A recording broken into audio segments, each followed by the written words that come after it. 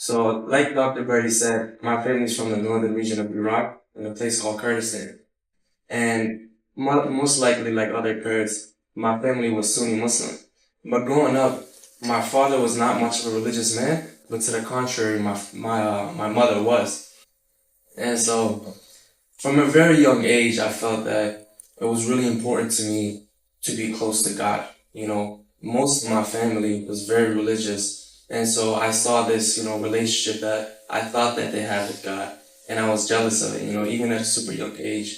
So by the time I was about 8 years old, I remember I was visiting back home in Kurdistan. And I asked my cousin, please teach me how to pray. I want to learn how to pray.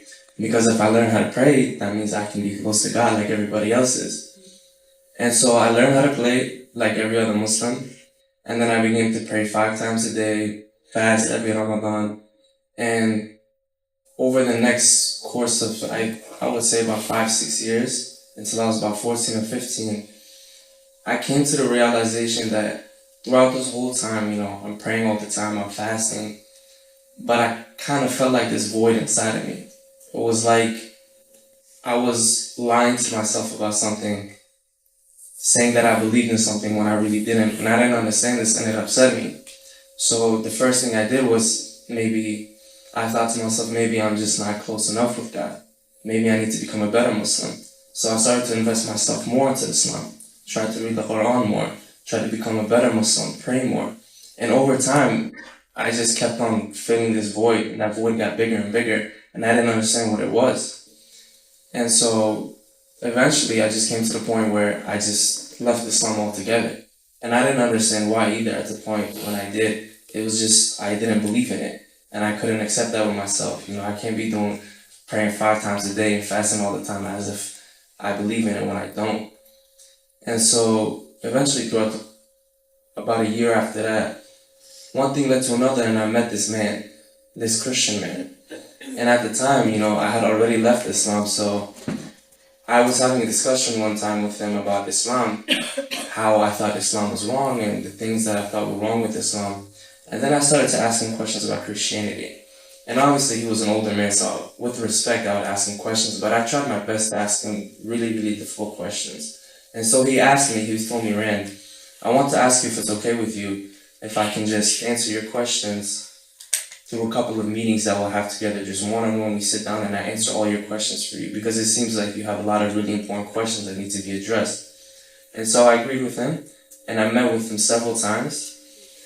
And one thing I want to highlight about meeting with him over the course of, a couple months was every single question I asked, no matter how difficult the question was, no matter how much of a controversial topic it was, he would open up his Bible.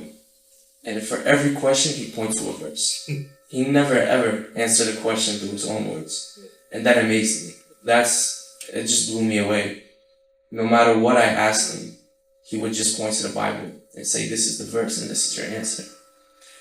And over time, I had this feeling inside of me, and it started to grow, and I didn't know what it was.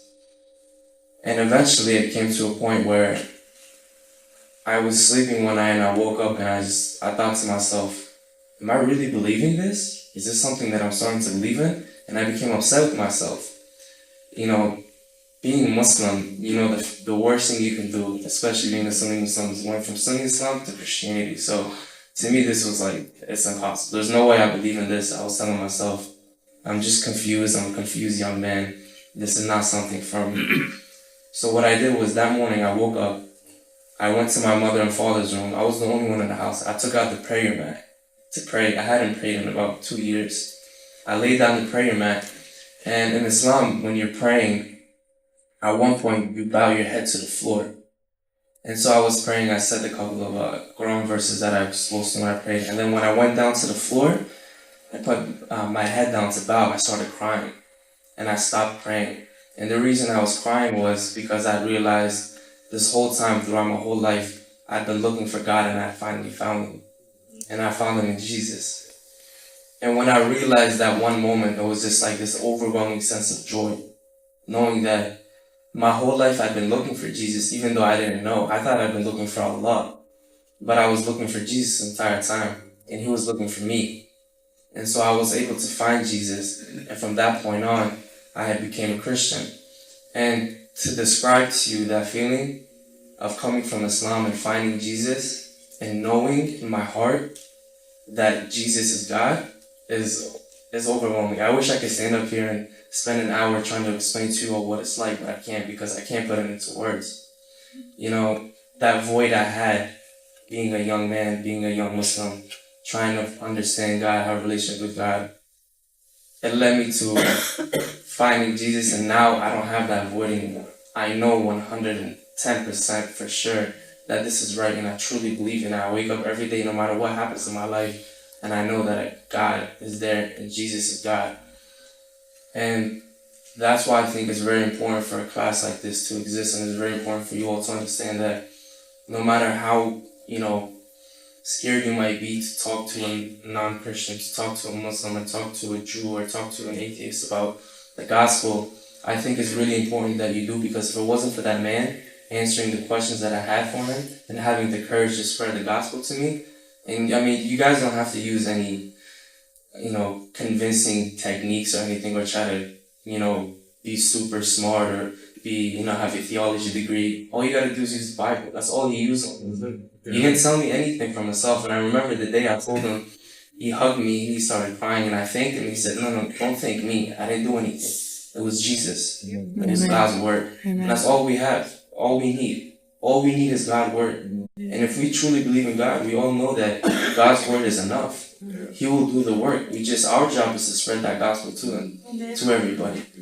So once again, thank you all for coming out, and I just wanted to share my story with you all to inspire you all to, spread the gospel to others, and hopefully one day all of you can say that you helped spread the gospel to someone, and that someone comes to you one day and comes to us.